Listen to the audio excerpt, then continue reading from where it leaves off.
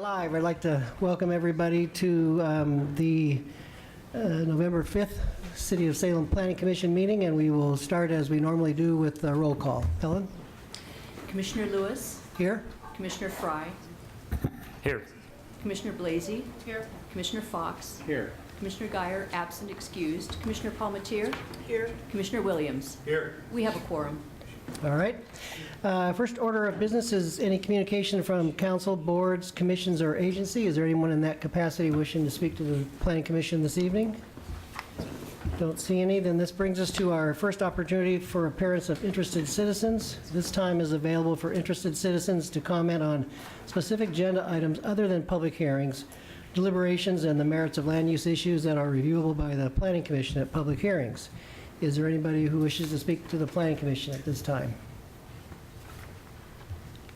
All right, then we'll move to our consent calendar, and there is one item on our consent calendar, and that is the minutes from our October 1st meeting. And Commissioner Blasey. I've reviewed the draft minutes of the October 1st, 2013 Salem Planning Commission and move to accept the minutes as written. Second. All right, all those in favor of the motion, say aye. Aye. Opposed? And I will be abstaining from the vote since I was absent at that meeting. Motion passes. No other consent items, so that brings us to our one public hearing for this evening. And before we start the public hearing, I'd like to read the following statement into the record. I would like to note for the record that it is possible that individuals I have, or could have a business relationship with may be participating in tonight's decision-making process. I am currently unaware of any such individual's intent to participate, but will advise the Commission at my first opportunity. If my situation should change, I make this disclosure to fulfill the requirements of Section 62 of the City of Salem Charter. Would all commissioners who would like to make this declaration do so by raising their hand? And let the record show everyone on the commission raised their hand. And we will now move to the public hearing, and this is agenda item 6.1, code amendments 13-9. And I don't know if there is a reading of the criteria on this. No? All right. Then we will move into staff report. Well, good Bryce? evening, President Lewis, members of the Commission. Thank you. My name is Bryce Bishop, and I'm the project manager on the Unified Development Code. And I'm here tonight to, present a background on the Unified Development Code and, help everybody understand what it is. And hopefully, we can, give that recommendation of approval and on to the next phase of the project. So, in terms of what is the Unified Development Code, the Unified Development Code is a reorganization and streamlining and updating cleanup of the existing zoning and development codes that haven't had an update since 1983.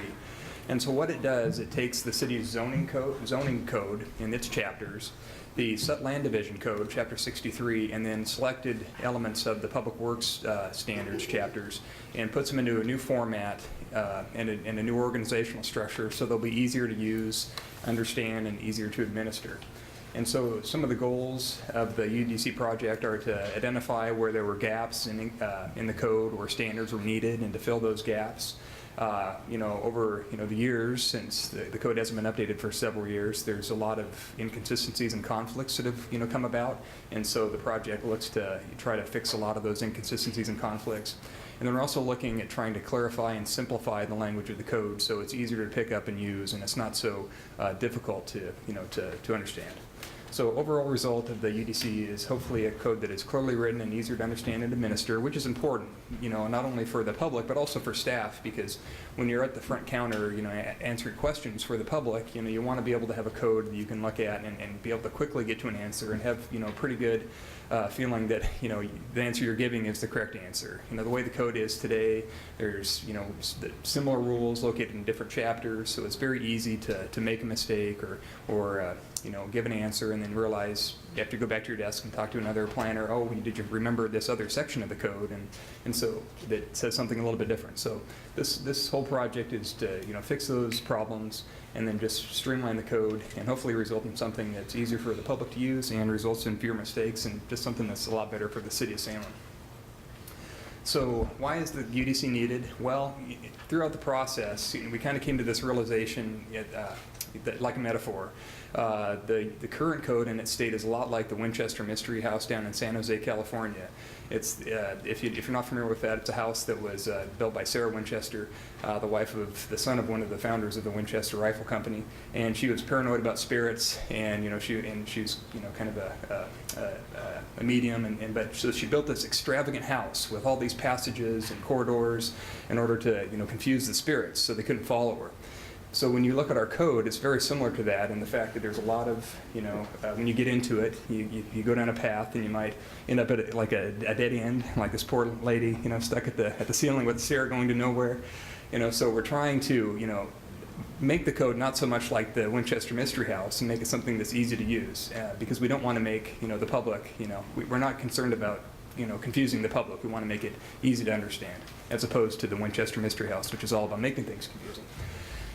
So as you kind of can understand, the code is unnecessarily complex. It lacks a real clear and intuitive organizational structure. There is a scheme there, but it's not as clear as it could be, so we're trying to improve that with the UDC project. And, since the code, the last time it had a major update was 1983, there have been a series of amendments over the years that have changed chapters and made revisions, and they didn't always take into account other sections of the code, and it's resulted in some of these conflicts and inconsistencies that we're looking at fixing. And again, all this can lead to mistakes and misinterpretations and errors.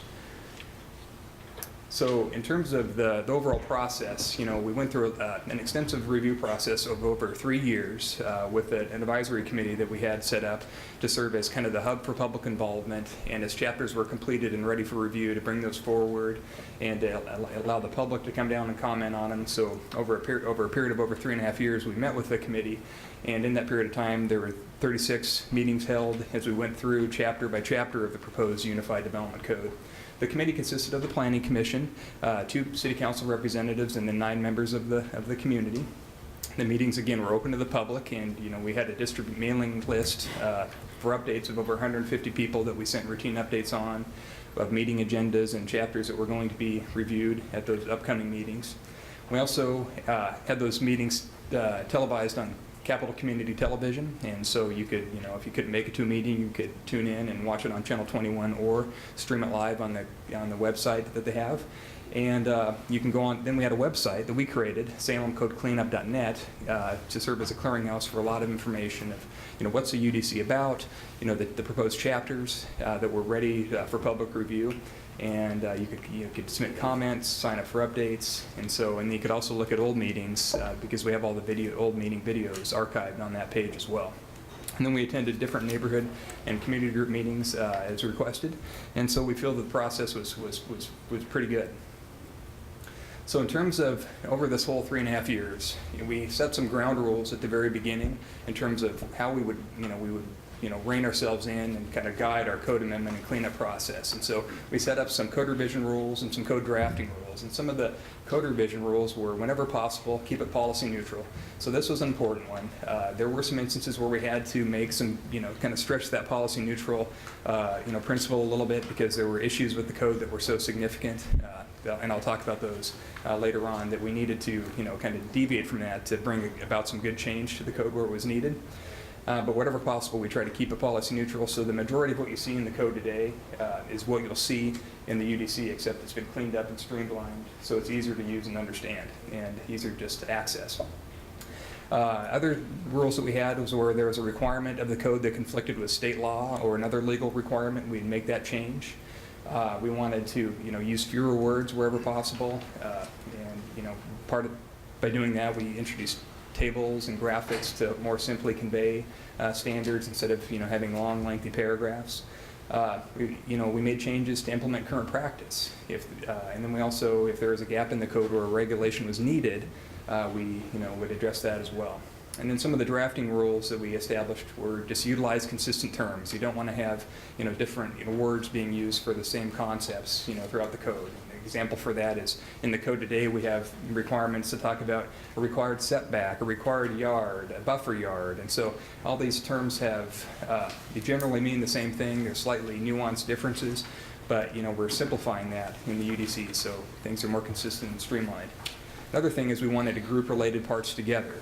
So when you have development standards in a zone. We wanted to make sure they're all kind of, fit together in one area, and they kind of went through a logical and sequential order. So, and that was repeated consistently throughout the, all the different zones. So it's all about just making things clear and concise, and just, good, rules of legal drafting of code. So that's kind of what that's all about.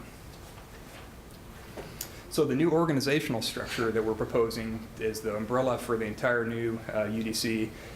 All the chapters are divided into 9 divisions, ranging from the 100 division to the 900 division. The 100 division includes chapters that deal with the general administration of the code, and so that includes chapters such as a new measurements chapter. So you can go to find out what are the rules for measuring different requirements under the UDC, such as height and setbacks and lot coverage and that type of thing. It also includes the definitions chapter, and then also a chapter on how you administer the code. So what happens when you need to have an interpretation of the code, and what's the process for that, and and just the general, kind of the basics, nuts and bolts of how the code, works. The 200s division is a division that includes our land use application chapters. And so the chapters in this division cover, such things if you want to divide your land, through a subdivision or partition. We have the Chapter 205 Land Division and Reconfiguration here that establishes the requirements and process for dividing land. If you need to do a conditional use permit on your property, it establishes the chapter for conditional uses. If you need to have deviation from the standards of the code through a variance or an adjustment, those chapters are there as well. So 200, the one thing to point out is that the chapters in that division, a lot of them were already adopted with Phase 1 of the UDC. So there's only a few remaining in that division that are left to be adopted, and those include the planned unit development chapter, the subdivision chapter, or now we call it the land division and reconfiguration chapter, and the manufactured dwelling park chapter. And then because the first 8 chapters of Phase 1 were adopted, before the rest of the UDC, we had to kind of tweak them to fit within the existing code as it is right now. So we had to go in and also propose some additional tweaks to those chapters to, put them into the full UDC format now that the entire, document is ready to be adopted. The procedures ordinance is another one. This was adopted back in 2010. This establishes the review process for how we process land use applications. So when you're doing a conditional use or you're doing a subdivision, who gets notice? What are the appeal rights for that decision? It establishes how you process all these different land use applications that we have in the city. Division 400 is the use classification chapter. And there's only one chapter in that division, and this is a big one because this is the chapter that replaces the standard industrial classification system as the means for how we identify the uses that are allowed in the different zones. So, and I'll talk about that in a little bit. So Division 500 includes the zoning districts, and so these are the base zones, like the single-family residential zone, the commercial retail zone, the industrial park zone, that apply to people's properties and establish the basic development standards such as the height and setbacks, lot coverage, and then also the uses that are allowed.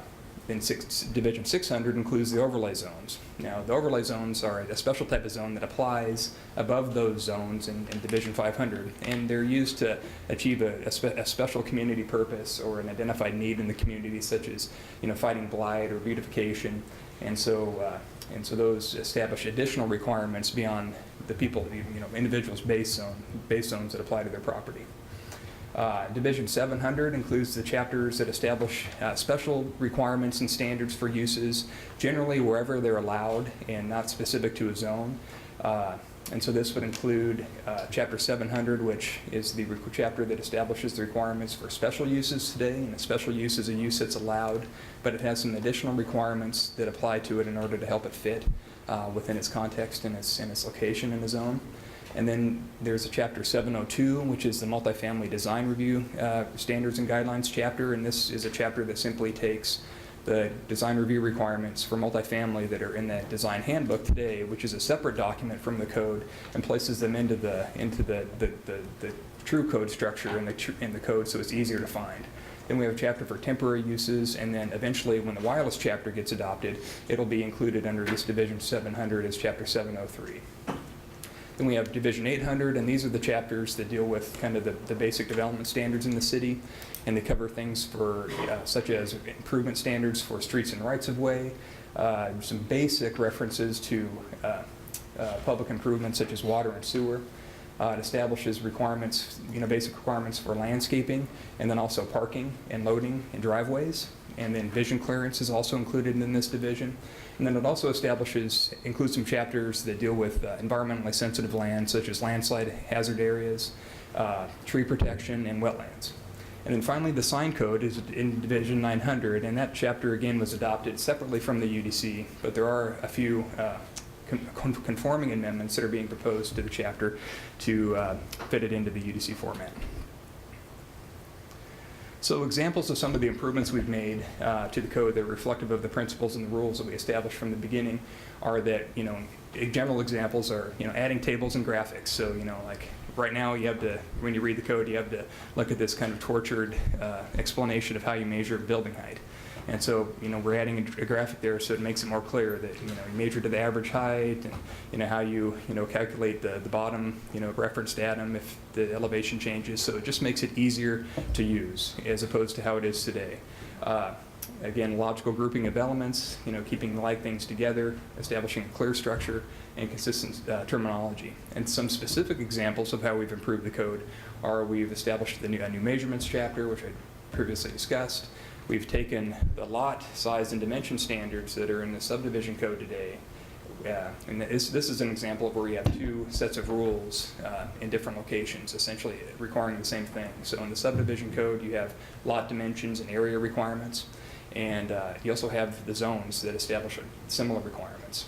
So we've taken them and put them into the zones, so when you look at a zone, you'll be able to know what are your standards for lot area, lot dimensions, lot coverage, building setbacks, height, and not only for buildings, but also accessory structure standards.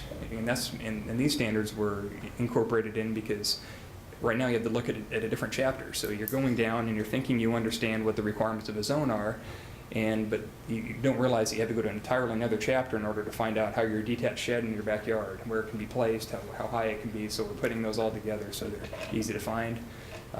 We're moving at the design standards and guidelines out of the handbook into the code, which is another good improvement. So you don't have to remember to look at the separate document that exists out there, and you won't get caught off guard.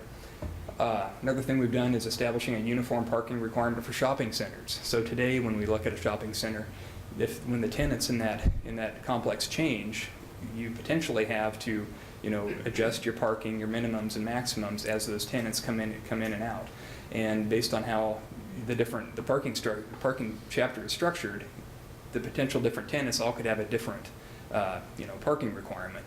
So by establishing one uniform off-street parking standard of one space per 250 square feet, it makes it easy. So it doesn't matter is what goes in and out of that shopping center, as long as it's primarily a commercial establishment, that you have this one uniform standard. So that makes it easier for staff and easier for things as development as things change over time. And then also another thing we did in the parking chapter was we made it easier to get a joint use parking agreement. So today, a joint use parking agreement is when you use like a neighbor's parking lot to meet your, some of your off-street parking needs if you're not using the parking lot at the same time. So today, if you wanted to do that, you would have to qualify in the code as a daytime or nighttime use or a Sunday use. And there's some very limited uses that are identified as daytime, nighttime, and Sunday uses.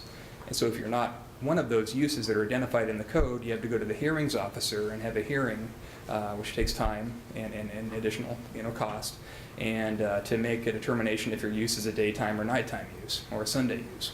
Under the UDC, we're making it simpler by just requiring that you have to demonstrate that there isn't an overlap of the principal parking demand hours of the two uses involved. So if you demonstrate that you're an office use and you only use your parking lot during the day, and then you're maybe a restaurant and you only need parking at night, then you can use that same parking area to meet your parking requirements without having to go through a hearing. So that's another good improvement.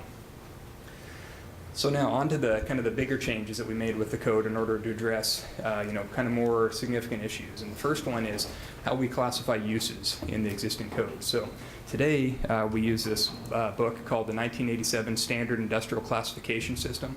It was a document that was created by the federal government in order to produce economic statistics. So when you hear reports about, orders for durable goods are up and non-durable goods are down, businesses are reporting to the federal government based on this classification system. So while it works good for that, it's fine for that. It wasn't a system that was intended for classifying land uses and using that system for identifying what's allowed in a zone. And that's because it doesn't take into account the impacts and the function of uses.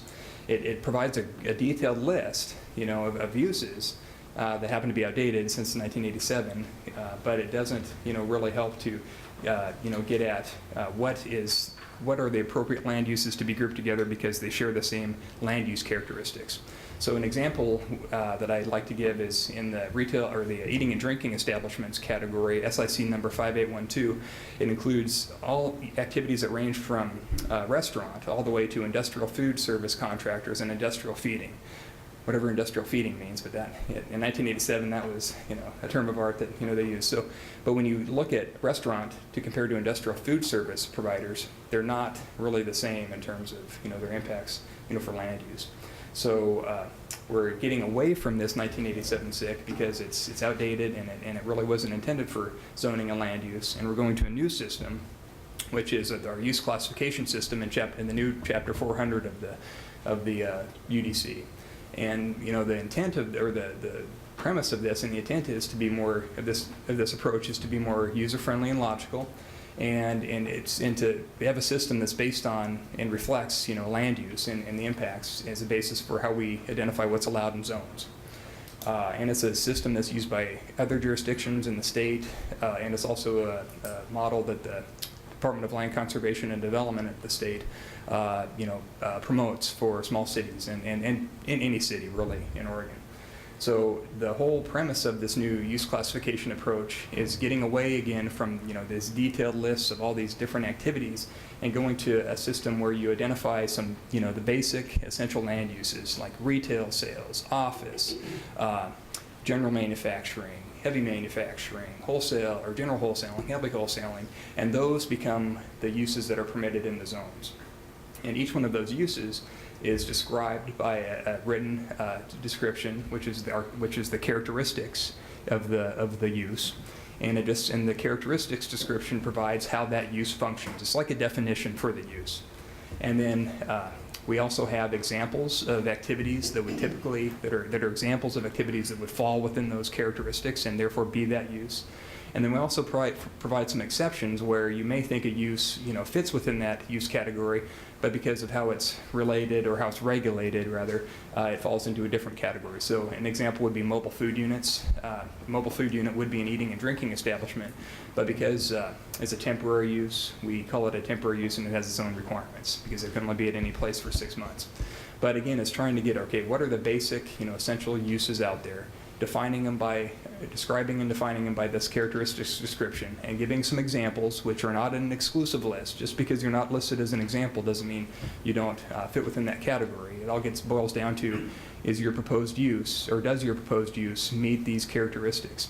And then if it meets those characteristics and it's not called out as falling into a different category under the exceptions, then and that use is allowed in the zone, then you're good to go. So in terms of the overall organization, this is just a little slice of what the commercial uses look like. And so we have these also for industrial, public, residential, but we start out with these broad, classifications. So we have commercial, and that's broken down further by categories. So under commercial, you have lodging, retail sales and service, motor vehicle and trailer related, uses, and then business and professional services. And then those categories are broken down into the individual uses themselves. And these uses in this column are the uses that are identified as what is permitted in the zone. And so when you go to the zones, if like in the CR zone, you'll see that retail sales is just permitted, and office is just permitted. There are some instances though where because we're converting from the 1987 SIC and we were trying to be policy neutral, we kept some limitations and qualifications where, depending on the zone, it may say that all offices, maybe would be a good one here. Like maybe all motor vehicle services are allowed, maybe except for like maybe a specific activity, and that's just to reflect what the code says today. But we're trying to get to the point where we just say whether the use itself is allowed or not, either permitted or through a conditional use permit or a special use or not allowed, and without having to do limitations and qualifications. But this is a good step forward. So that's the use classification system. And then the next big change that or the bigger change we were looking at is dealing with buffer yards. So a buffer yard is a landscape setback that's provided between budding uses on different lots.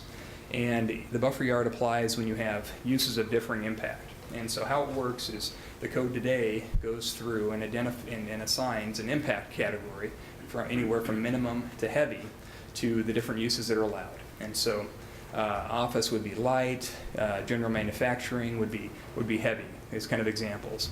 And so, and then if the uses are of differing impact, there would be a buffer yard required. So if you have a light impact use abutting a moderate impact use, since there's a difference there, there's a setback, a landscape setback required. If they're the same, light to light, heavy to heavy, moderate to moderate, they don't have an impact on each other because they're of the same category, and then there would be no buffer yard required. But if a buffer yard is required, the depths range anywhere from 5 feet to 20 feet, and it all depends on what is the adjacency of the impacts of the uses. So I took a quick snapshot of the buffer matrix. I'm sorry, it might be hard to see, but for instance, if you have a moderate impact use adjacent to a residential use, you'd have a 30-foot buffer yard, category D, and the D means 30. And you have to go to a different table to know that. And then if you have moderate to moderate, there is no buffer yard. Moderate to heavy is a 10-foot B, and so it's all based on the impact of the use adjacent to the impact of the use. So what this does by basing setbacks on uses, and let me just explain that the buffer yards primarily only apply in the commercial and industrial zones, and then the multifamily zones. So they don't apply in the single-family residential zones. They don't apply in some of our, they don't apply in the commercial central business district zone, but anywhere where there is a buffer yard, we're looking at fixing, this problem in the code. So what happens, so let's say for an example, you have an industrial general, zone property, IG, and you have a manufacturing facility, let's say, and then you come in and you buy the land and you want to build a manufacturing facility. And so we'd look at the buffer yard requirements and we'd say, okay, manufacturing to manufacturing, those are both heavy. No buffer yard required. So you construct your building, where it's at, like the gray box, and things are going great, and you want to expand. So you work up some plans, and you say, okay, I'm just going to add, to the north an expansion, but in the meantime, the neighboring use to the west, it changed. It went to something that was allowed in the zone, but it wasn't heavy anymore. Let's say it went down to a light. So now, the plan that you thought you could do of just adding, to the building, just straight back, you now have to offset that new addition because of the neighbor's use changing. Now you have a greater buffer yard. And so it really creates kind of havoc when you're trying to, plan for your property because, and there's no predictability in a sense because what happens on your neighboring lot can affect, what you can do on your land.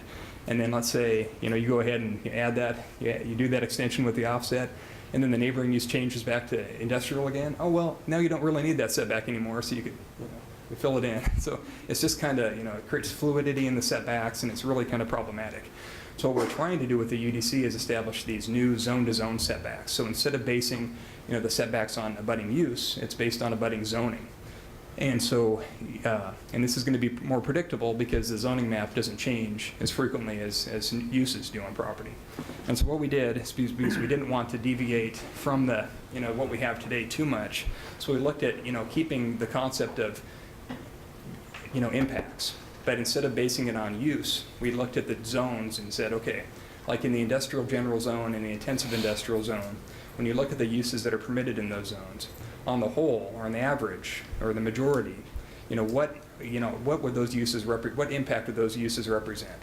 So when we went through it, we said, okay, IG and II, those would represent heavy impact uses.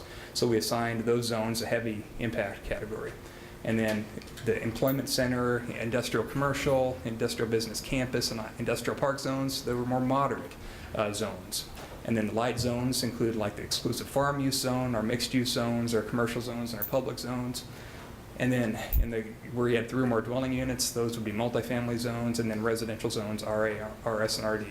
So we relied on the structure of Chapter 132 and divorced it from use, and then but assigned the impact to the zones. And then you go back to the previous example. So if you have a heavy impact zone adjacent to a heavy impact zone, there will be no buffer. If you have a heavy impact zone adjacent to a moderate impact zone, there would be, a landscape setback, to a degree. And so in addition to that, in a few of the zones too, the commercial zones, we established a minimum site, landscaping requirement of 15% in order to capture what you lose by going away from the buffer yard. So that's the buffer yards. Next, kind of more significant change is the industrial business campus zone, the IBC zone.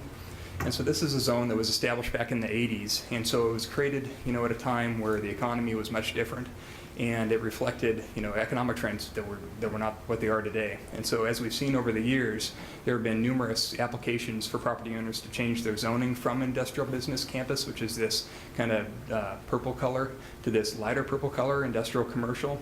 And so, and it's really eating away at the IBC zone. So we recognized that, and we realized how much of a challenge the IBC zone is.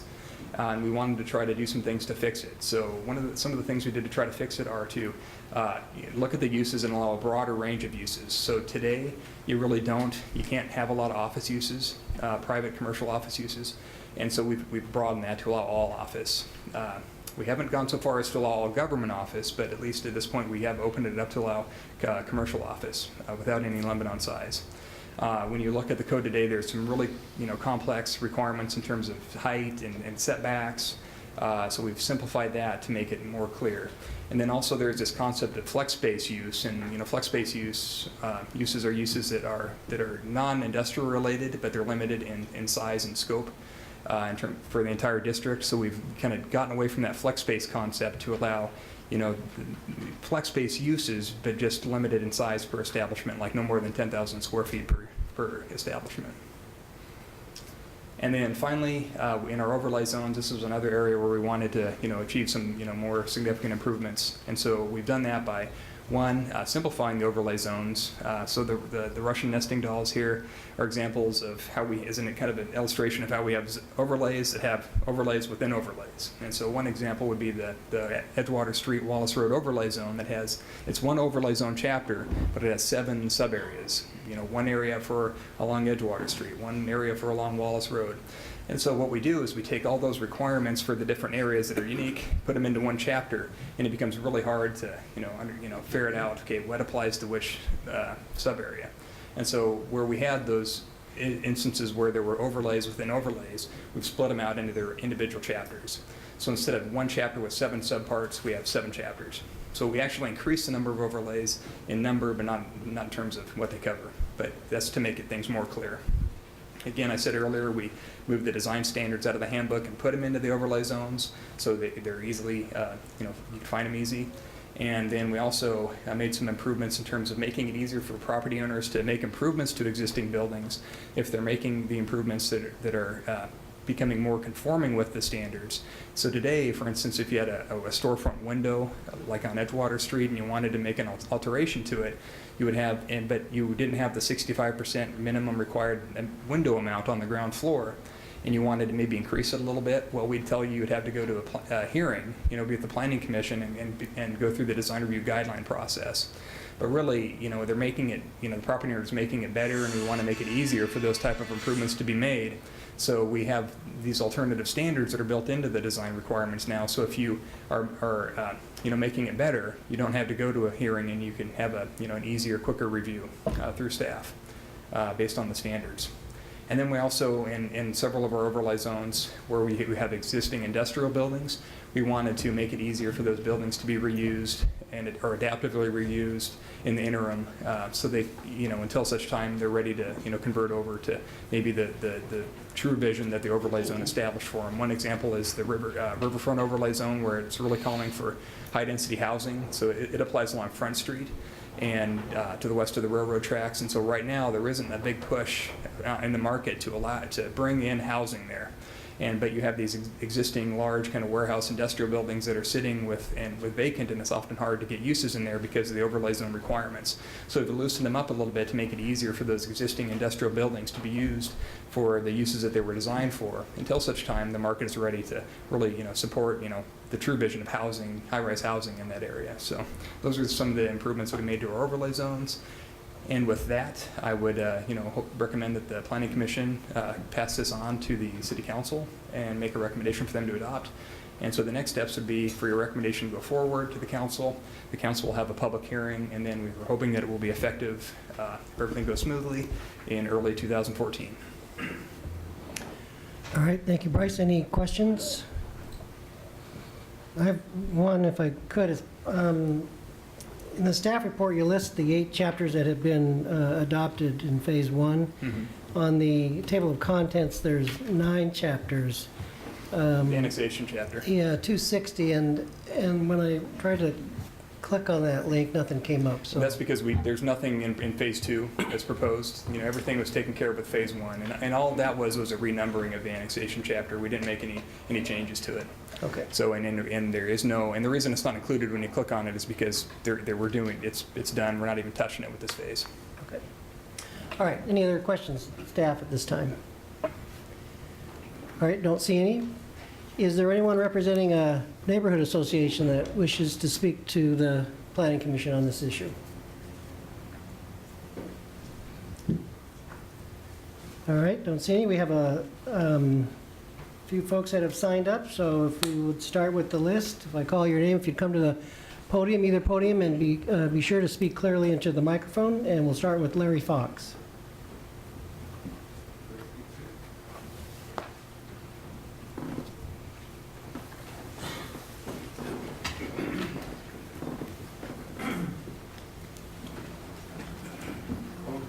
I really don't have much to say. I just needed a sidewalk on Fisher Road, for the bus, for the kids walking home. That's basically all. Sorry, Okay. thank you. All right. Tom Samick? Okay. And Alto, I'll spell the last name, I think it's Angbiano. Like to come forward, please?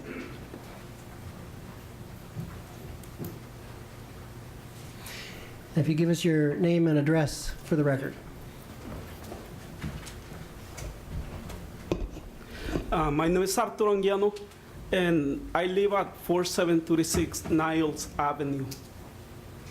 By the way, how many of you know where Niles Avenue is at? Just want to see. Are you familiar with Niles? Anybody else? No? Maybe you want to take a trip over there, because that's a zoning that we're facing some major challenges, and I'm glad that somebody's working on this unified code. Hopefully it will help resolve some of those issues. But one of the main issues that we have, it's a zone that got converted from residential to commercial industrial zoning, and yet we don't have no sewer and no water from the city of Salem. And I'm here just to make a request and see if we can perhaps begin to work in bringing the city of Salem in compliance with that area.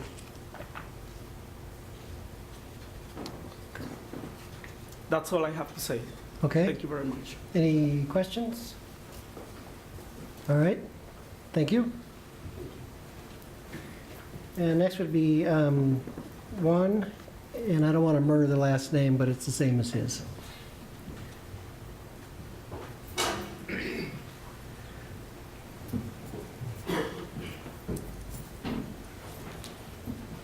Hello, my name is Juan Anguiano, and my address is 4710 4708 Niles Avenue. And again, as Arturo was mentioning, we're encountering major issues with the zoning, looks like. And one of the issues I wanted to mention is the water services in Niles. It seems kind of strange that such an area got left out from services which a city should have, like water and sewer. And it's just on the pollution side of it, at this point in time of the era, I think something should be done about the services into the street. And pretty much that's it, because it's a zone that it's industrial commercial, and 80% of it is residential. So people are living in that area still without those services, pretty much. So that's all I have to say. All right, thank you. Next, Travis Henry.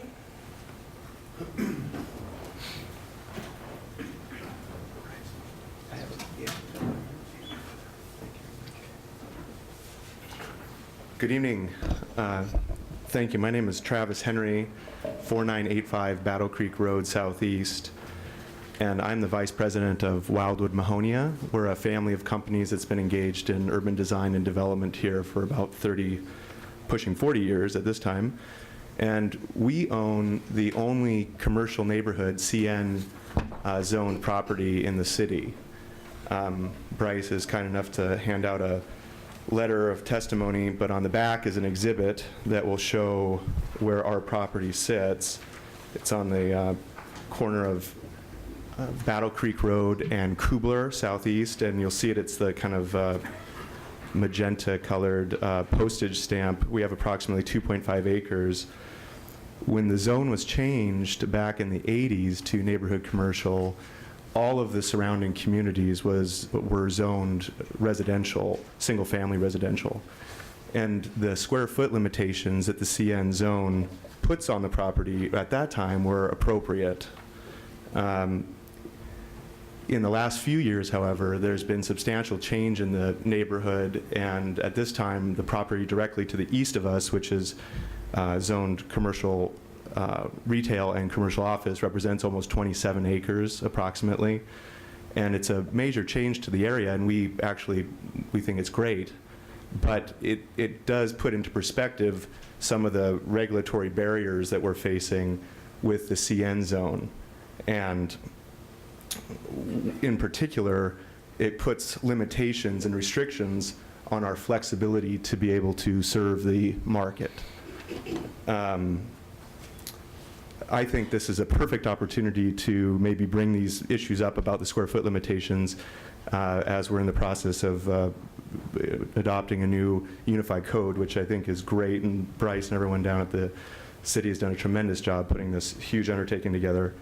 But what we'd like to see is perhaps a change to bring all of the square foot limitations up to 5,000 square feet, which is the existing ceiling of the current CN zone. And we think it would make a big difference in a relational perspective for competitive nature, but it still is a significant barrier, obviously, compared to the the commercial retail and CO directly across the street from us, which have nearly or no square footage limitations. So I think the bottom line for us is that the CN zone was really appropriate 25 years ago, given the nature of the community, but as things have changed, we think that it would be great to potentially make some changes that would give us a little bit more flexibility in the planning and zoning aspects of our property. Thank you very much. If you have any other questions, I'd be happy to answer them. Actually, I think John's going to talk about that. Commissioner Fry has a question for you. Oh, I'm sorry, yeah. Yes, I understand your concerns.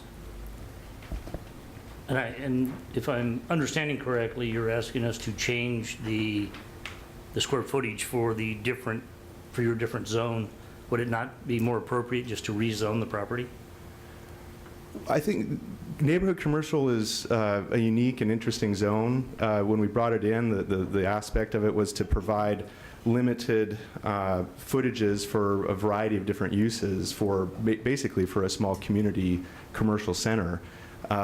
We actually spoke to the city several times about the future of CN, and there were conversations about possibly changing it.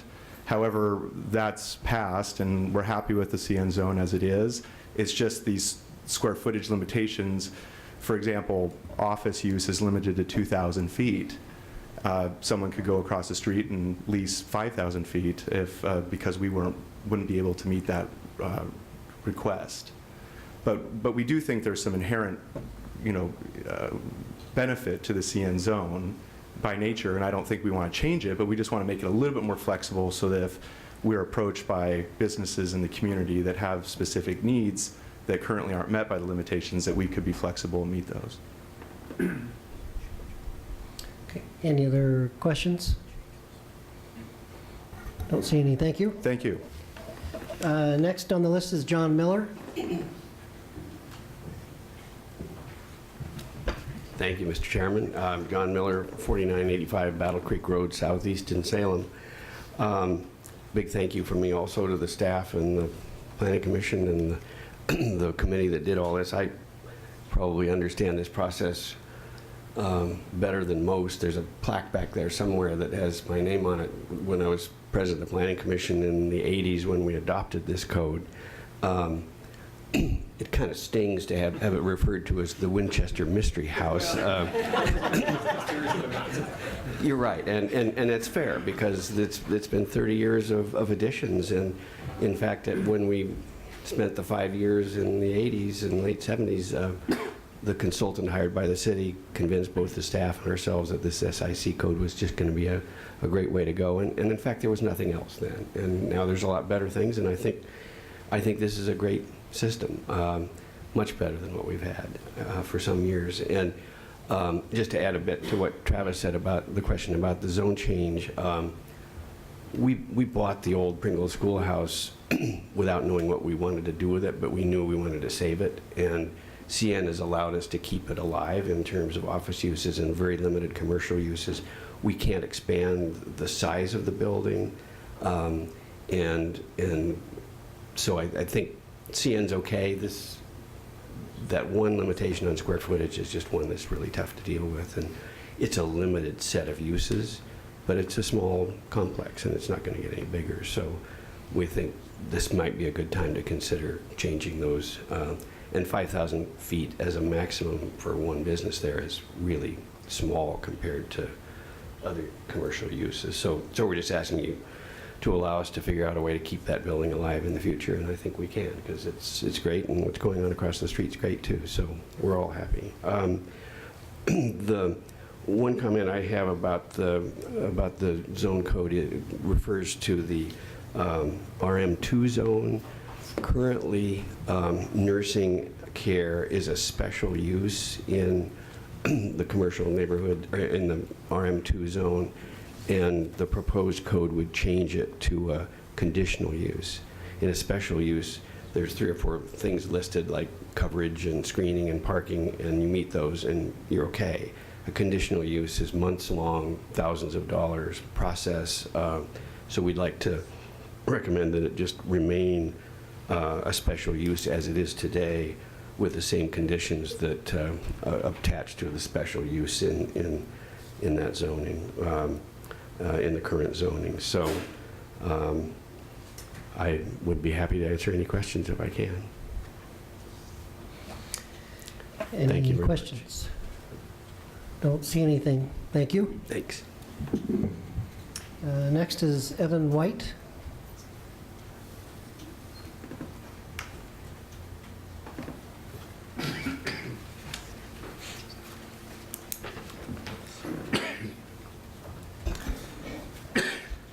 Good evening. My name is Evan White, 4553 Brock Loop, and I am Land Use Chair of the Sunny Slope Neighborhood Association.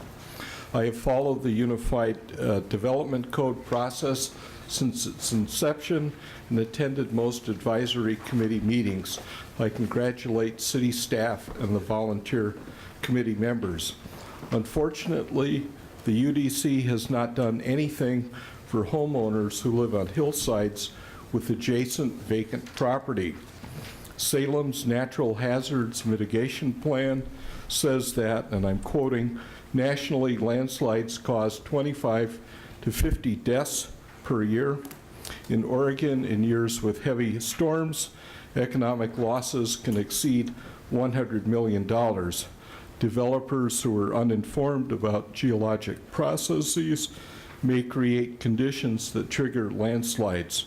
Salem has a high probability of landslide. One event is likely within 10 to 35 years.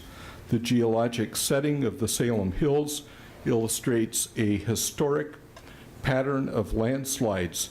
In general, areas at risk have steep slopes 25% or greater.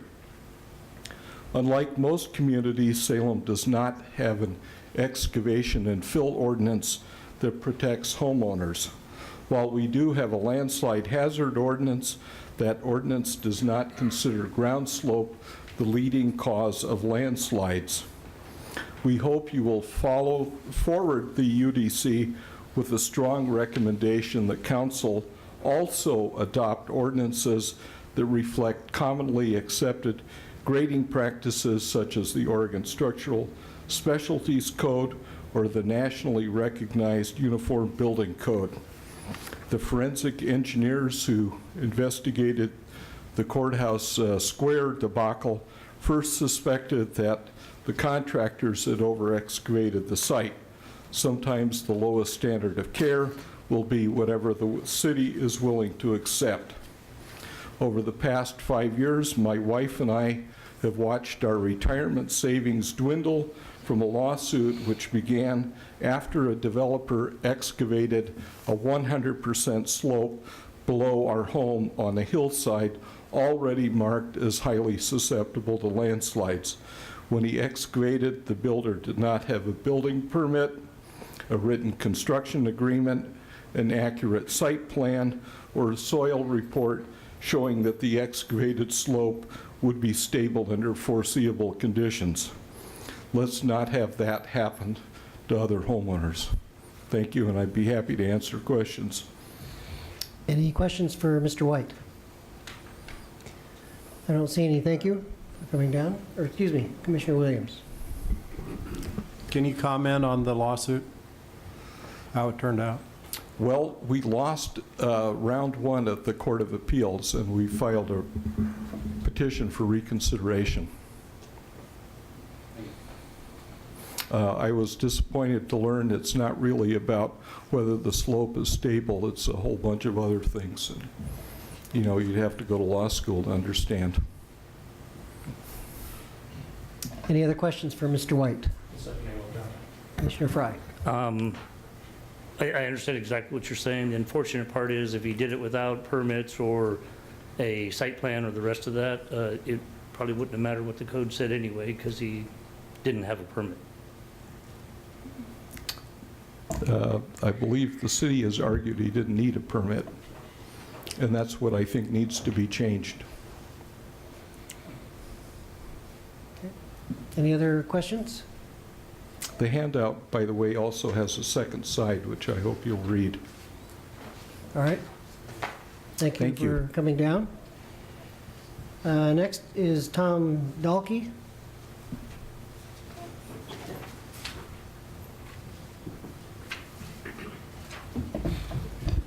Thank you, Mr. Chair. My name is Tom Dahlke. I live at 3750 Eola Drive, Northwest Salem. And I want to address one specific thing in the proposed UDC code adoptions. And Bryce referred to it in his presentation, and it was the exclusion of civic services or government services from the industrial business campus zones.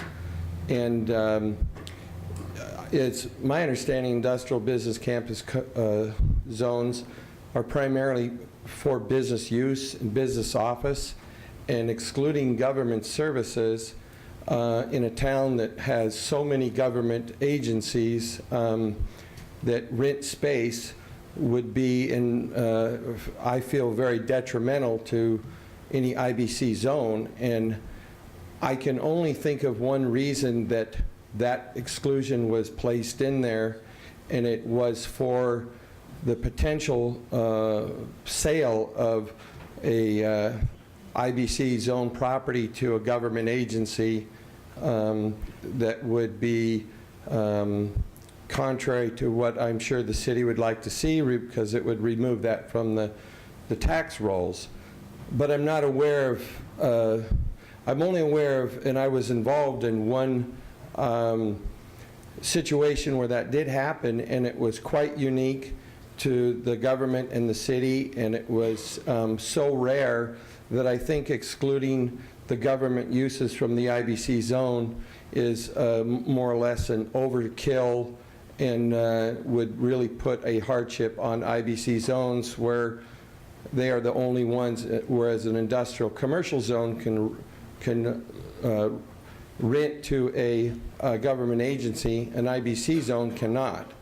And I don't think that's in the best interest of the community. And I also want to thank Bryce, and I know the committee that worked on the UDC, because I know how much time they put into it. I attended one meeting and got a lot of emails and read a lot of what went on, and I know how much work they put into it. So that's basically my goal, is to request that one consideration by the committee be a change to allow government services in the IBC zone.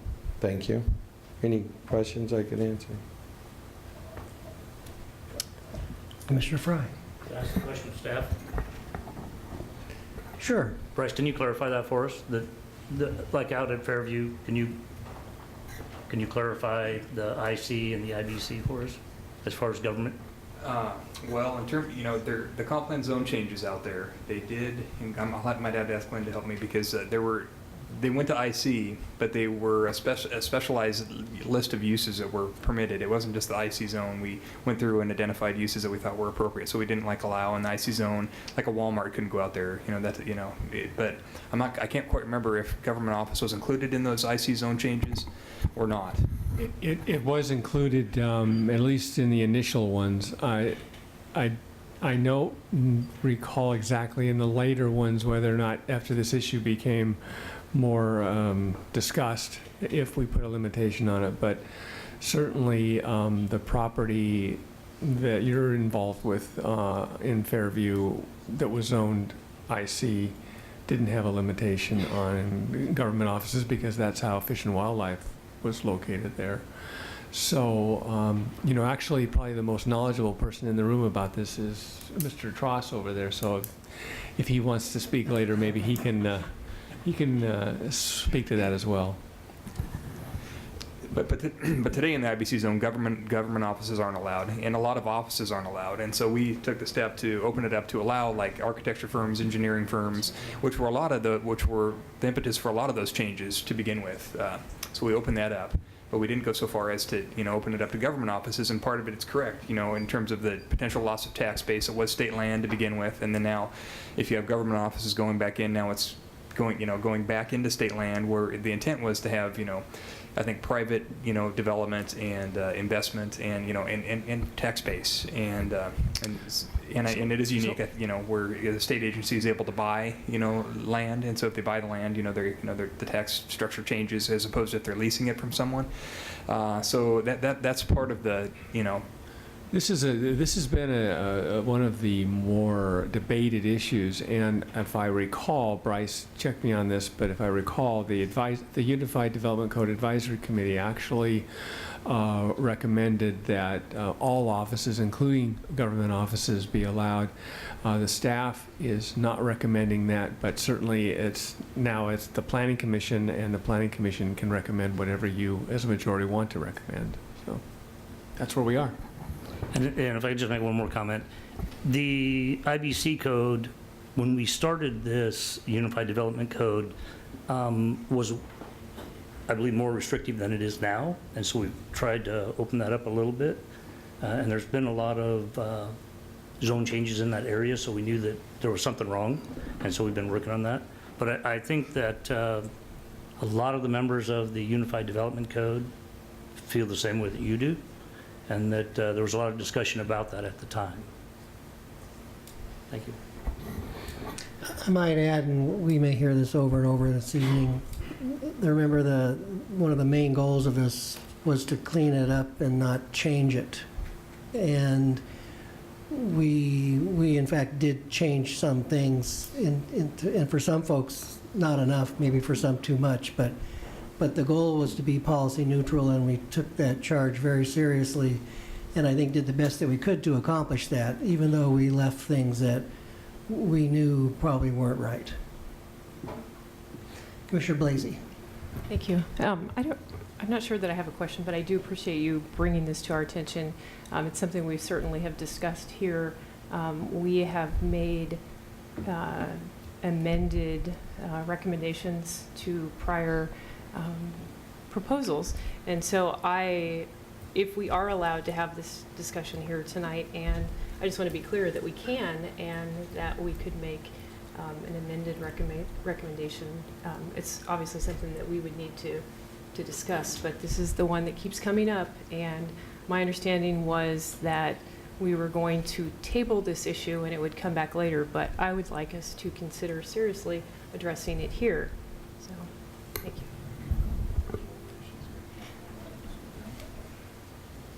you. Any other questions for Mr. Dahlke?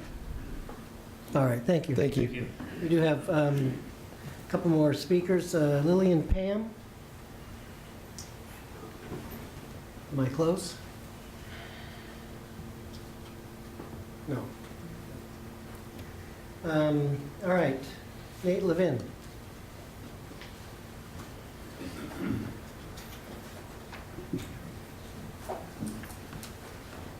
Good evening, members of the commission. Nate Levin, Nathan Levin Company, 2741 19th Street, Southeast. I wanted to again say thank you to Bryce and staff for the job that they did, and most importantly, as a past member of the commission as well as participating in the UDC advisory committee, I'm delighted at the document that's been drafted. I am delighted that it's moved forward.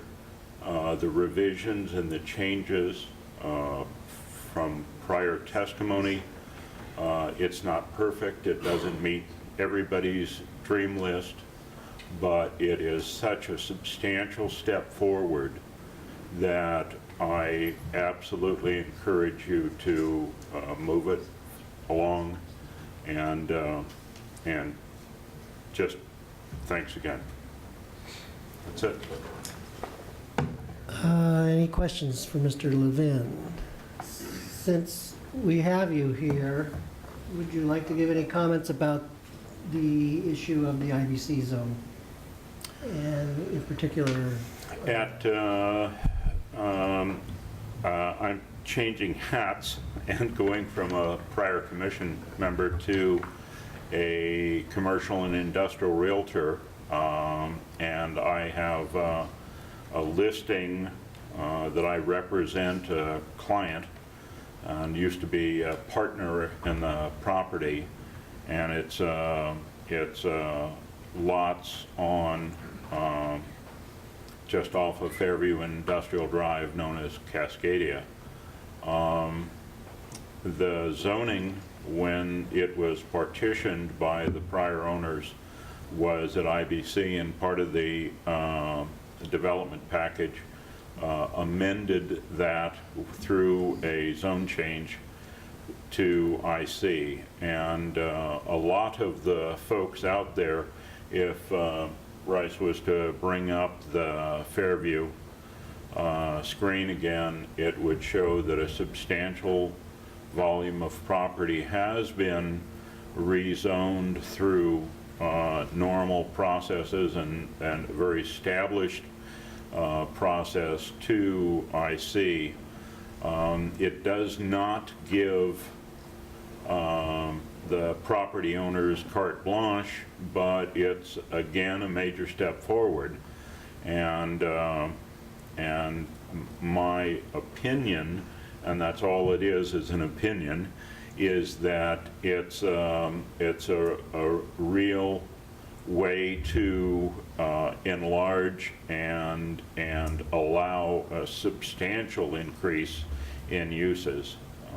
That we have seen major development out there and major occupancies and reuse out there from what was the Mitsubishi campus has now been redone to substantial reuses, including a major call center, an office occupancy, major warehouse distribution facility. So I'm not uncomfortable with what's there, and I'm absolutely not uncomfortable with marketing the property with the underlying criteria.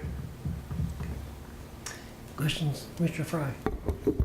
So when it comes to government offices in the IC zone, what's your opinion? I don't know that there is a substantial difference between a governmental office and a non-governmental office. If it's an office use that has appropriate parking and appropriate occupancies, then it's an office use. I don't know that I would be capable of coming up with a differential. Okay. And on behalf of myself and hopefully the rest of the Planning Commission, I'd like to personally thank you for your years on the commission and for all of the effort that you put forth in the UDC and the knowledge that you gleaned onto the rest of us. I certainly appreciate it. Thank you. Very kind. All right, that completes the sign-up list. Is there anyone else who wishes to speak to the Planning Commission on this agenda item? If you come forward and give us your name and address, please. I'm Kathleen Dewana. I live at 1045 5th Street Northeast in Salem. I'm a realtor with Prudential Real Estate. I do appreciate the huge effort that everybody put forth to bring this these changes. I hope they will be more easily understood, and process in the future will be easier to work with. But I've also owned property that's gotten caught in the city's changing and changing and changing. At my residence, 1045 5th Street Northeast, that's an old 1926 home that was converted to a fourplex in the 40s, and I live in one of the apartments and rent it out. And when the North Downtown Plan came along, they decided to change my zoning from residential multiple to residential single with a compact development overlay. And I'm going, oh my God, I'm losing my use here. So I desperately, rattled cages and got my use saved. Oh boy, I can continue my use. And that's an important thing, because when you lose your use, you lose the ability to finance your structures or rebuild them. And losing that is a sort of an economic condemnation.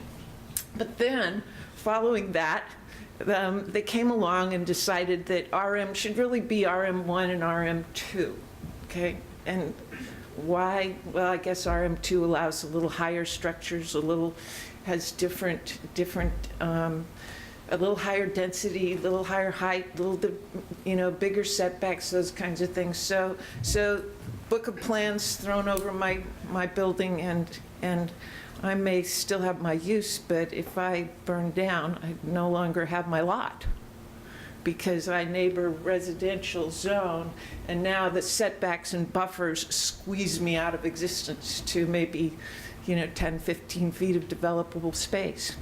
So, planning is all wonderful and, going forward, but I think we need to be careful and protect the assets that we have in our community that are viable assets, that pay taxes, that provide housing, and make, allow that continuity of use under the development standards, setbacks, requirements, zoning uses that were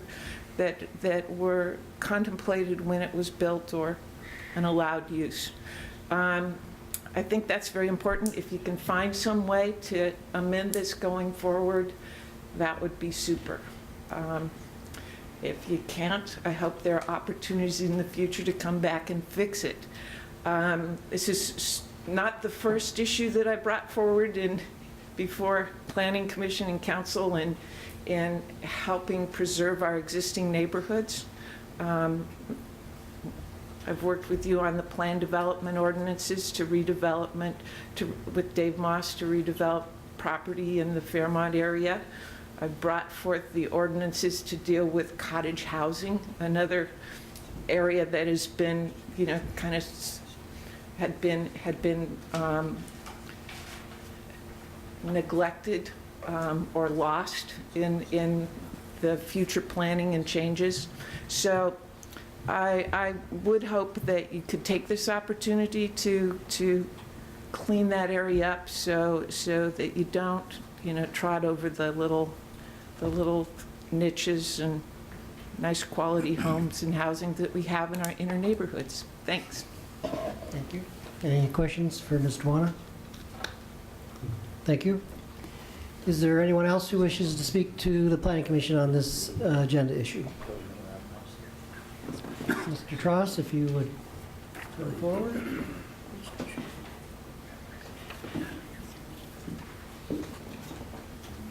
Thank you, President Lewis, members of the Commission. Jeff Tross, Land Use Consultant, 1720 Liberty Street Southeast, Salem 97302. I had no intention of saying anything at this meeting tonight, but after being referred to as the most knowledgeable about something by Mr. Gross, and we're on TV, so can't miss that opportunity. Of course, the risk is that some will decide it's really not true, but I guess that's a risk worth taking.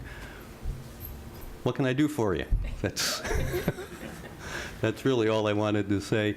But with regards to the question of the IBC zone and the uses that are allowed in it, yeah, there have been a lot of changes in the perspective about that over time, especially with regards to whether governmental administration uses should be allowed in that zone. One of the first major changes out of IBC to IC that I was involved in actually occurred at what is known as the Creekside Corporate Center up on Hawthorne Avenue, north of Mill Creek. It's a multi-building complex, one of the nicest office complexes in town, I think.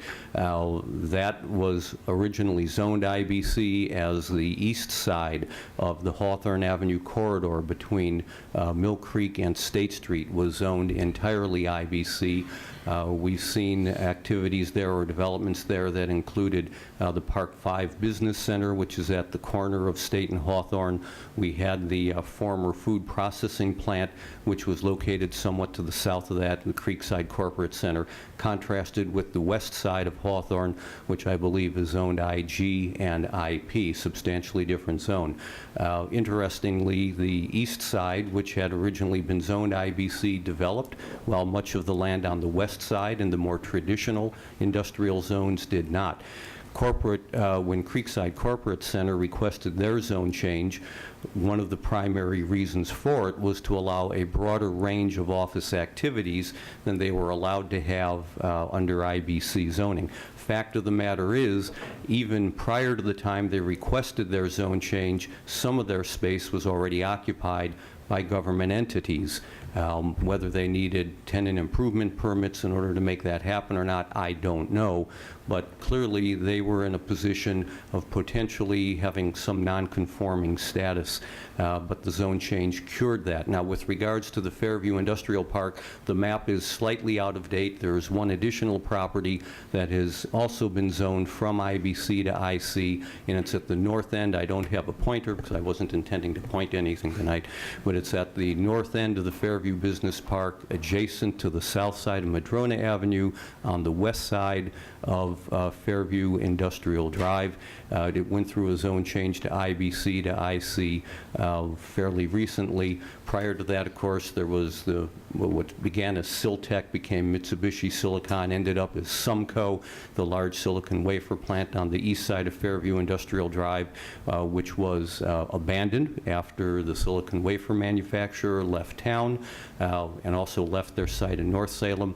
There was the building down toward the south end known as the Tyco building, which had been designed and built to be a manufacturing facility, which was never occupied, but which is currently leased to ODOT, State of Oregon Department of Transportation. After that, there was the former SunWest Retirement Corporation headquarters building. Tyco building was about 83,000 square feet. It sat vacant for several years before it was leased to an office use, a governmental user. The Sun West building was vacated by that business. It's about 63,000 square feet. It's now at least half occupied with, as I understand it, potential for additional occupancy. I don't know that any of it is government-oriented. But getting back to the question of government facilities in the IBC zone, I think the concern clearly was that one of our primary industrial areas could become converted to a governmental center. And so there was discussion about how that could be limited, if not specifically prohibited. In the most recent case of the Fairview Business Park, there was a limitation put on the percentage of the building space that could be occupied by governmental offices. And that was not objected to. In fact, it was with the agreement of the property owner at that time. Whether it proves to be effective in terms of the city's goals and in terms of the property owner's ability to occupy that space, I don't know. Well, I guess we'll find out. Time will tell. Somewhere there's an appropriate balance in all that. I tend to agree with Mr. Dahlke and Mr. Levin in that the use of space should be our primary concern. It doesn't do anybody any good to have significant vacant space in these centers that are designed for business and industry. So however it's done, I think it's worth consideration to allow the widest possible use of these existing buildings as our economy changes and becomes different than what it was, certainly at the time of the IBC zone. I'll be happy to answer any questions. Any questions for Mr. Tross? No, sorry. I don't see any, so I guess you're off the hook. Well, there you go. I hope I haven't damaged my reputation, but it may have been damaged before. Thanks. All right. Is there anyone else who wishes to speak to the Planning Commission on this agenda issue? All right, I don't see any. Are there any additional questions of staff? Commissioner Blasey. Bryce, I would like to ask you about the two concerns that were raised with regards to the 5,000 feet. Could you tell us kind of your take on that and whether or not you agree with that proposal? Well, in terms of the CN zone and the square footage limitations, I don't, based on the way the zone is applied today on that one property, I can't see a lot of concern. The only thing is, you have to take into consideration, it could be, somebody could come in today and ask for a zone change for CN. And so, whether that's going to happen or not, I don't know. It hasn't happened, since the zone was adopted, so it's probably not very likely, but it could happen. And so, would it be appropriate to allow that 5,000 square foot, size limitation, in other areas in the city where it could be applied? So just for clarification, though, that is the only property that's classified C. Correct. Okay. Thank you. And then in terms of the other issue with the nursing and personal care facilities, the changes to the special uses, today in the code we have a lot of, numerous special uses in Chapter 119. And so when we went through the process with the committee, we were trying to simplify that because they had these additional standards, and some of them were non-variable standards, and some were variable, and they were use standards and development standards. So we're trying to simplify that. And so in the process, we had made some recommendations to either make some special uses permitted, move some to conditional, or move some to temporary, and to try to get them out of that category and make them more clear. One of those was nursing and personal care, and then there were some other ones. So when we were going through the Chapter 700, where the special uses reside, the committee had recommended that some of those uses be converted back to special uses. I can't remember what they were right off the top of my head, but we did that with the draft, and so I don't see why there would be any reason to take it back, the nursing and personal care to a special use in the multifamily zones. And then I would also add, since it was in the multifamily RM2 zone, we could also, extend that to any zone that's allowed today. Just put it back to a special use status, for anywhere where it's permitted. Thank you. All right, Commissioner Palmatier. I'm going to paraphrase what I thought you said about, the construction of this and then the question. So the UDC is really a reorganization of the old code to create this consistency and transparency, and you tried to be neutral about the conversion of the old code to the new code. Where you had improvements, obviously, they were made at the time. Am I correct? Yeah. Okay, so I got that. Yep. So my question has to do with how do you anticipate making the corrections over time? So should there be a need for a correction, what's our process? We obviously can't fix them all right now.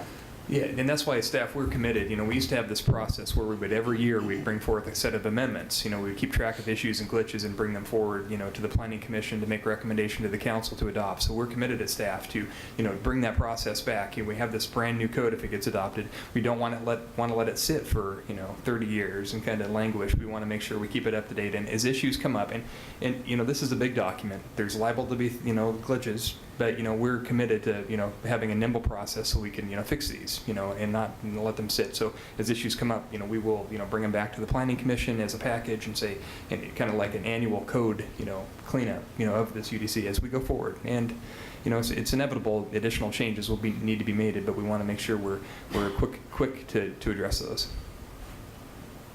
Okay, thank you. Commissioner Fry. And if I could, just to help address your question, we have a bucket list of things that we would like to fix, but we didn't because we were being policy neutral. Bryce, I'm struggling a little bit with this CN. I don't think I was on the committee at the time that we went through the CN zone. So if I'm understanding this correctly, there's a maximum of 5,000 square feet. Yeah, there's different ranges based on the type of use. It's either 2,000, 4,000, or 5,000 square foot based on the type of use. So when we went through, we, a lot of the uses, like in retail, they were either limited to specific types of retail at a square footage. So we just tried to say, simplify that and say retail office, and then give it the square footage limitation that's in the code today. We didn't anticipate, increasing that any, but 2,000 to 5,000, does that make a big impact in terms of, the CN zone in a neighborhood? Potentially not. It appears to me that those numbers were set to keep this a commercial neighborhood versus having a big office building or something on this property. Is that correct? Yeah. Okay, thank you. All right, any other questions of staff? Commissioner Fox. Just one quick one, Bryce. I do recall addressing the manufactured home issue that Corey Poole writes about or comments about, but I don't remember the resolve on that. Can you comment on that? So the comment that you were referring to is, so if you have Setback an existing, requirement. manufactured dwelling park and the setbacks, so today, this was discussed, and so today the way the code works is that if you need to, establish a new manufactured dwelling, home on a space, you have to meet the setbacks from the perimeter. If you're interior to the park, so you're not on the boundary of the park, it's the state, requirements that apply, and so their setbacks are different. But the state law allows jurisdictions to establish, perimeter setbacks, from the boundary of the park. And so our code today establishes the same setbacks that would apply in the single-family residential zones, and the intent behind that is to, if you have a single-family subdivision abutting a manufactured dwelling park, you've got some continuity in terms of, setbacks, at least on the perimeter. When you get into the interior of the park, it's just state requirements, and the setbacks become more flexible.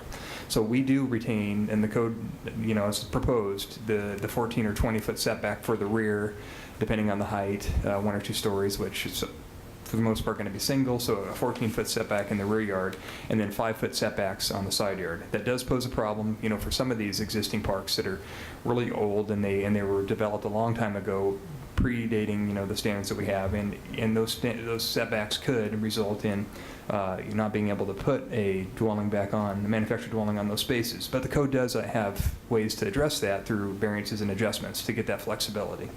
So there's a way to cite them on there, but you have to go through a process. That would be one option. Use that, or potentially trying to give a grandfathered status for those existing parks prior to a certain date or something that don't have conforming setbacks, and so. Like a bucket list item. Yeah. Thank you. Commissioner Williams. Bryce, I'm racking my brain here, but getting back to allowing government offices in the IBC zone, at one of the UDC advisory committee meetings, I think, and Rich, I think he was alluding to this, I almost thought we took consensus that that was something that we would probably allow. Do you? That is correct. No, that's correct. But as staff, we disagree. We've had a disagreement with that, with the position, and so we, as advisory, that you can make that recommendation, but Right. but now it's to the planning commission. Now it's the choice. Yeah, I just wanted to get that out there because, I do remember that meeting, and I thought that the committee itself was all in agreement that we should go ahead and allow it. That I recall. That's okay. There was a consensus. Planning Commissioner Williams, I think you're correct. At least there was a majority, that if not everyone. But I think the distinction is the UDC Advisory Committee. We set that committee up to be advisory to staff, and so you gave us your advice. We took most of your advice, but this was an exception. The Planning Commission, of course, is the official land use body that's advisory to the City Council. So now you're not acting as an advisory committee member, you're acting as a member of the Planning Commission. And in this proceeding, you can make a recommendation. Correct. I'm not saying that I agree with it. Yeah. I wanted to make sure that I understood what happened in that meeting so that I can make a decision here if we start talking about this highly politically charged topic, actually. Any other questions of staff? Commissioner Paul. I would like to talk about the slope issue.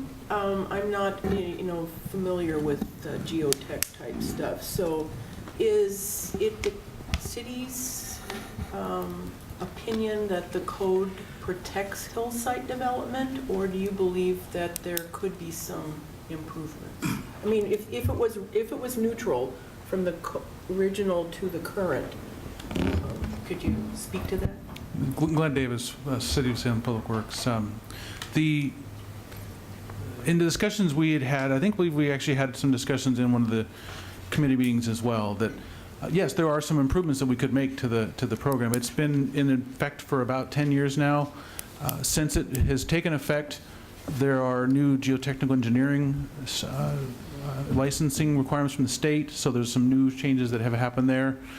The city does not have a grading ordinance, and there have been some staff level attempts to start thinking about maybe bringing something like that to fruition as well. So there are some changes afoot. This is one of the bucket list items that kind of came out of those meetings. So yes, there are some changes that can be made. This is essentially the same as it was. The UDC language is the same as Chapter 69 had been. And so you're saying it is on the bucket list? My recollection is that it is, yes. Yeah, in excavation, looking at an excavation ordinance, and then also improvements to chapters, now 210, future 210. Commissioner Fry. And just to clarify that, you're talking about simply excavating and grading a site where there's no construction to take place. Should construction take place and it's in a zone that is marked on the city maps as being a slide area, you then have to go through all the geotechnical stuff before you can do your construction and get your plans approved. Is that correct or not? Yes. The one key factor was that there's a table in the code that determines if there's slope or not, and if there's slope or not, does that require some geotechnical investigation? One of the concerns is you take a land that's not too steep today, that does not trigger a requirement, and then you grade it so that it is too steep. That is kind of an ambiguity in the code that we could fix, and that's really what Mr. White, one of the issues I think he's talking about, that is not, it could be more clear. So again, are we talking about grading or are we talking about construction on the graded site? Because just to simply grade the site, I can understand where it doesn't fall within the regulations. But if you're going to construct something on it, at least in the past, I've dealt with issues of having to get all the geotechnical stuff. The code covers both grading and building. Okay. And each one has a separate numbering count. There's a point system. Grading has a 3-point, and then buildings have a range depending on the situation. So it covers both. All right, thank you. Any other questions? Commissioner Blasey. I don't feel that this is the place to ask this, so I'm going to ask that we maybe get some additional information. But the two gentlemen that raised the question about Niles Avenue, I don't think it's germane to this discussion right now, but if we could get some additional information at a later point, so because I appreciate that they came and spoke and raised the issue, so I'm not familiar with this area or the situation, so. Thank you. Thank you. All right. Any other questions? Commissioner Palmetier. There's quite a number of comments from Land Conservation Development Division, LCD, DLCD. The department, it's not the commission. It's not the commission, it's the department, yes. So mostly relating to parking on and off street. Would you care to comment on the comments?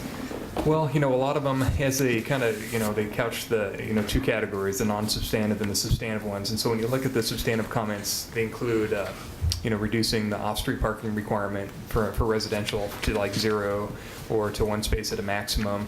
Some of those are really kind of would be big changes that wouldn't be really appropriate for the UDC. Those are kind of things that we'll add to the bucket list and to in the future. Really because there's some of them are pretty big changes that they're would recommend. Okay, I guess I kind of think that in some respects we as a community ought to be looking at these issues. So if it could be addressed at some point in time in the future, at least some concepts. All right. Any more questions for staff? I don't see any. I'm going to close the public hearing and we'll move to deliberations. And Commissioner Fry, when you're ready. I would like to make a motion that the Planning Commission recommend to the Salem City Council to hold a public hearing and advance ordinance bill number 31-13, amending the Salem Revised Code to adopt the remaining chapters of the UDC code to second reading for adoption with one alteration, and that is to allow government in the IC zone. IBC. Second? Okay. Can we clarify whether it's IBC or IC zone? IBC. IBC. Okay. And Commissioner Fox, you're seconding? Second. Okay. All right. Are there any comments? All right. All in favor of the motion, say aye. Aye. Any opposed? Aye. All right. Commissioner Palmetier. The motion passes, and that concludes the public hearing for this evening. And we now move to the second opportunity for appearance of interested citizens. If there's anyone who wishes to talk to the Planning Commission on this evening, now would be the time. Seeing We have one. okay. Welcome, Mr. Easterly. Thank you, President Lewis. E.M. Easterly, 775 Fir Gardens Northwest, 97304. I'd like to thank each and every member of the Planning Commission, and I'll pick on Commissioner Fry. He started out as one of those folks that were with Mr. Levin in the process of going through the Citizens Advisory Committee to the community for the UDC program. I didn't realize till I walked in this evening that you have joined from this perspective, and I'm pleased to see you there, Mr. Fry. I was one of those sitting in the back row folk who watched the whole process. And I'd like to take a very special comment to staff who took a product that came out of this organization, this community effort, this advisory group, and translated it in a way that actually makes sense. thank you on behalf of the whole community, and particularly for all the examples that you've used from West Salem. All right, next would be the Urban Planning Administrator's report. Thank you. That's all I have. And Commissioners' comments for the good of the order, are there any? All right. Our next planned planning commission meeting will be Tuesday, November 19th. And this evening, meeting is adjourned.